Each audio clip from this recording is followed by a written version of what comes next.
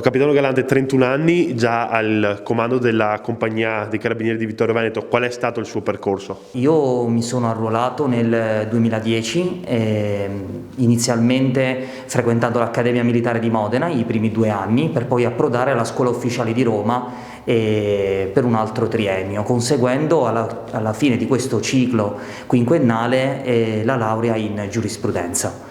Il mio primo incarico è stato come comandante di plotone presso il quinto reggimento Emilia-Romagna, con la quale per circa un anno ho svolto servizi di ordine pubblico appunto nella città di Bologna e nella regione Emilia-Romagna.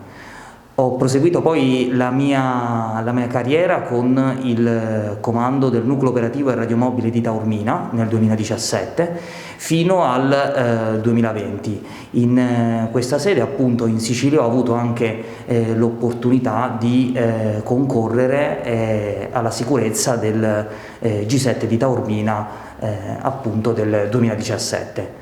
E dopo questa esperienza più che triennale sono approdato al terzo reggimento Carabinieri Lombardia con l'incarico di comandante di compagnia, dove ho ripreso a svolgere servizio di ordine pubblico appunto nella città di Milano e nella regione appunto Lombardia.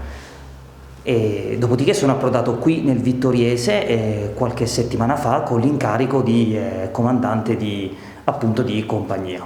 Ecco, il suo arrivo nel Vittoriese, qual è stata l'accoglienza che le ha riservato questa città e questo territorio? Mi ha accolto in maniera molto positiva, è una comunità vicino all'Arma, ricca di aziende, di opportunità ma anche di storia. La città appunto di Vittorio Veneto è, diciamo, nel cuore di ogni italiano e quindi sono molto contento di essere qui e di concorrere alla sicurezza di questo bellissimo posto. Ecco, che cosa le ha dato l'Arma dei Carabinieri? L'Arma dei Carabinieri attraverso la carriera da ufficiale sicuramente permette il servizio al cittadino, permette di avere appunto una responsabilità fin diciamo dai primi anni, appunto forse anche in età molto giovane, ed è una sfida che ho voluto raccogliere e che sono contento di onorare appunto nel Vittoriese. Ecco, un appello ai giovani che vogliono intraprendere questa carriera.